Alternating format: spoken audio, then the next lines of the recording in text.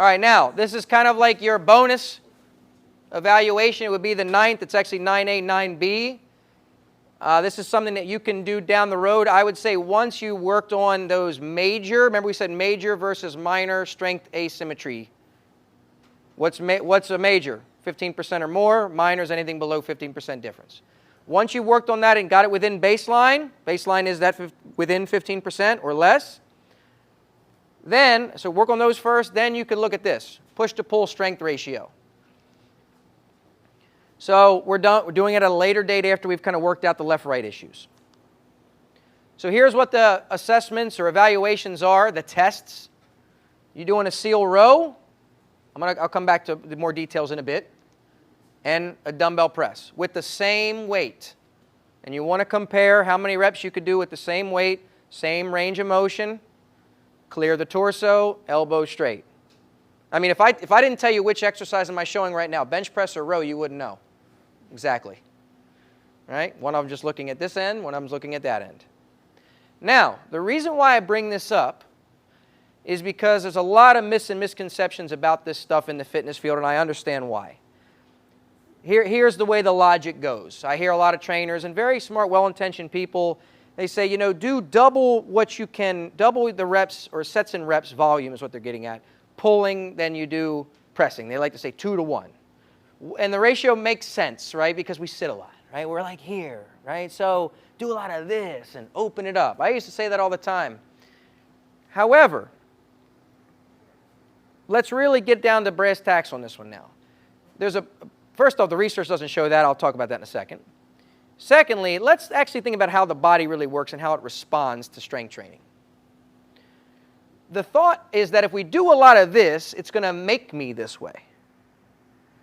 If that's how the body works, if I gave you a lot of front raises, does anybody walk around like this and you go, what's wrong with you? Just be like, I do so many front raises. I can't this arm is stuck like this. No, because the body knows how to relax. It's just stronger like this when it needs to be. So the concept goes against what we understand about physiology, that moving through a range of motion in something actually physiologically sticks you there. It does not. We say it with crunches. Oh, don't do crunches. Why? Well, you're already sitting a lot, so it brings your rib angle forward. Well, what do? A lot of deadlifts. So in that case, do deadlifts make you stuck like this? Never happens. I'm telling you, like I said, logic is not our logic consistency is not our strong point in fitness. It's just not how the body works. What happens is when you sit a lot, is that you're not learning how to explore this range and be strong in that range. So I do these things to teach you to basically give you tension in a range of motion that you're not getting a lot. But it doesn't mean that you're ever going to be stuck like that. It just means you have more control when you get there. Now, there is research to back this up. Research has looked at people's scapular position. I don't want to get too much into this now, but I'll give you the one research study. It's really good. They took people with different scapula positions, and they gave them different scapular exercises to work on posture, stability, and all these things. Their scapular position, resting position, did not change, but their strength and motor control through range did. Now, some people, when they say, oh, their posture changes, because they made them more conscious of it. You kept telling them, no, stand like this, stand like this. We're talking about unconscious, reflexive posture. All right? So not only does just doing more exercises kind of not work like, secondly, if I go into a stretch here, how am I going to make my pecs tighter if I'm stretching them on every rep? It doesn't work either. So a lot of these things go against physiology and what we know about the body. All right? Okay. Now let's actually look at some research on this. Actually, a couple studies have been done on this. Now, if you start to look at push-pull ratio, research, yada, yada, yada, you're going to find some studies to me that I look at and I go, I don't even know why these researchers did this dang study. They'll compare push-ups to pull-ups. Okay, one's vertical, one's horizontal, and then they try to compare it. Now, maybe there's some relative strength thing. You could say, well, people who have the relative strength to do this many pull-ups maybe likely will have the relative strength to do this many push-ups. Maybe there's something there that I'm not considering. But if I want to know push-to-pull ratio, I need same angles. There have been 2 studies that look at that. And the nice thing about these studies is even though they don't have huge, actually one has a much bigger sample size, is one has a general active population, one of them has an elite level athletic population, which is cool. So first one first. I'm just going to read this to you because I don't have it memorized, and I know that's like the rule you're not supposed to do as a presenter is read off your slides, but I don't care about those rules. So what they did is they compared bench press strength to a bench pull, the seal row, right? You're laying flat on the bench, you pull like this. So it's very consistent. Everything else is supported. It's just how strong are you this way, going from out to in, pull, and flip it over. You're on the bench. How strong are you in to out? And they looked at various loads from 10% to 100% of their 1 repetition max. They looked at 12 male elite sailors with extensive strength training experience. And by the way, if you're an elite sailor, what are you really strong at? Pulling. You do a lot of this with manipulating boat sails. 1 RM strength and force were shown to be greater in the bench press. And that's people who are very highly conditioned with pulling things. Now, that's strength. Velocity and power is rate of force development were greater for the bench pull across a range of loads. So when they asked them to go boom as fast as you can, it was actually the bench pull. Now I can explain to you why that is. And this is going to kind of start to get into a second argument. People will say, well, look, of course the back should be stronger. Because look how big the lat is relative to the pecs, right? So of course a much bigger muscle is going to be stronger. Okay, we have biomechanics, not just physiology. If I have a weight in my hand here, I have a longer lever arm or moment arm from the weight to my pivot point. I have, when I'm doing a press now, I have less of a mechanical advantage over the weight at the bottom of a press than I do here. That's why you can rest at the top of a press. So here, when I'm pushing, no mechanical advantage over the load, or I have the least mechanical advantage, which I have the most tension at my shoulder joint, and your lats and your pecs feed into your shoulder joint. And I have the most mechanical advantage because it's directly over my shoulder. So as you press, which is why power lifters do what with bench press? They use bands, accommodating resistance. I want to make it heavier as I'm gaining leverage over it to accommodate the fact that I'm getting stronger or the weight is becoming lighter to me because I'm gaining a mechanical advantage, right? I can hold a dumbbell down here all day long. Ask me to hold it way out here, 10 seconds, I'm probably going to be struggling. It's all about mechanical advantage. Now, so that's the biomechanics aspect. So as you press something away from you, you're gaining a mechanical advantage over it. The inverse is, as I pull something towards me, what's happening? I'm losing a mechanical advantage. Secondly, rule of muscles. This is your length-tension relationship. This is 101 physiology. Muscles are strongest in their mid-range and weakest in their end ranges, based on the actin-myosin fibers. However, because as you stretch your muscles, you lose active tension, but you gain passive tension, like that rubber band effect. So your weakest in muscles is when? When they're in their shortened range. What is my shortened range in my lats?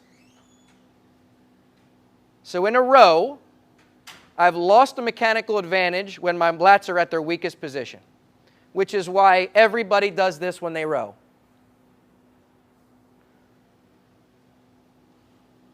Okay, now, where are my lats really strong? Down here. So if you ask me to do something fast, what am I going to be able to generate a ton of force from? Right there. And then the weight just flies. That's why they were able to create more velocity and power when they asked them to do it fast. When it was heavier loads, they had to control it. Of course the bench press is going to be more because you're gaining a mechanical advantage over the load. So the reason why the lat is much bigger than the pec is because the lat has to work with loads when you're losing a mechanical advantage.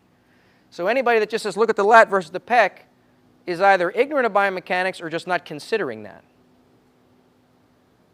So again, it's multifactorial. That explains those results. Okay, what's one study? 180 healthy recreational active adults, 111 female, 69 male, age 18 to 45. So we have no seniors in there, but both sexes, wide range.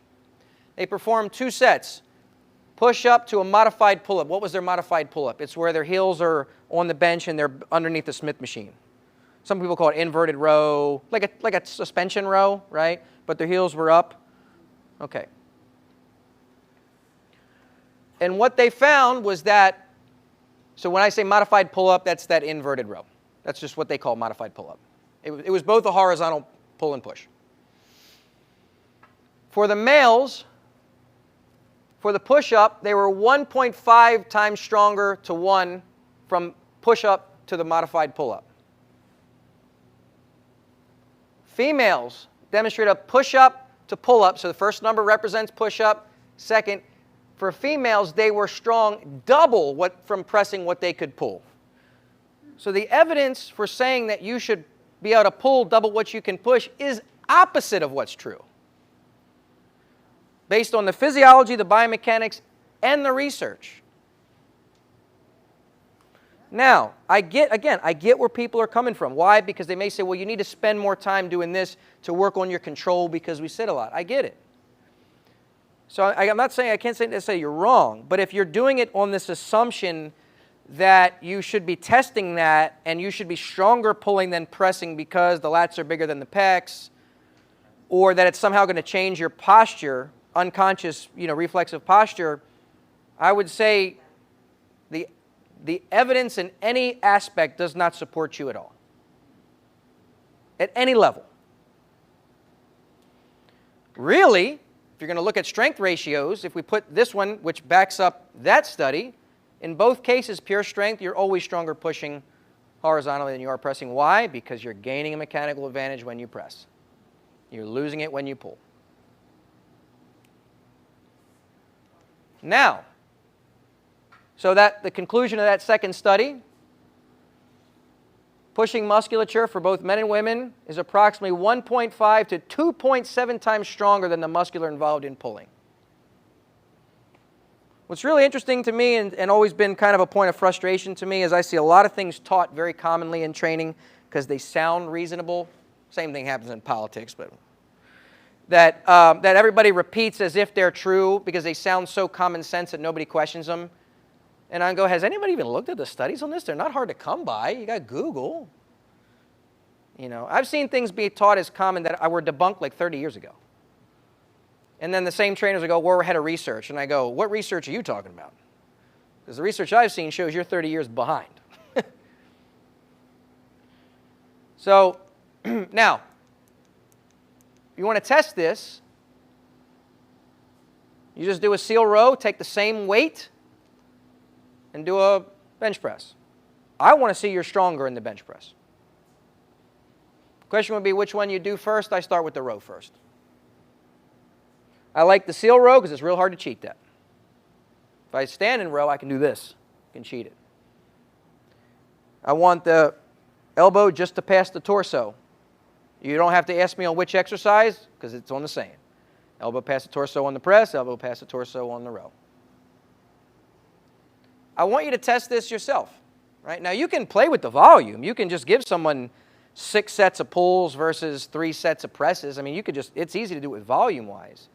But the question is, do they really need to do that? Is that really going to be beneficial? Because everything is a trade-off.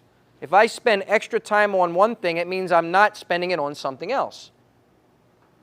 So I would question, do you need to spend extra time on pulling to come to a ratio that is not founded at anything that I would say makes good sense from a biomechanics standpoint, physiological standpoint, and from a research-based standpoint? That might be time that I could do other things that I'm not doing at all. Ankle work, hip abduction work, whatever. All right? I was going to say more booty work, but I know you're damn well doing a lot of booty work. Right? You just can't be on Instagram if you're not doing booty work at this time, right? So, and I challenge you to check that for yourself, and you'll be surprised.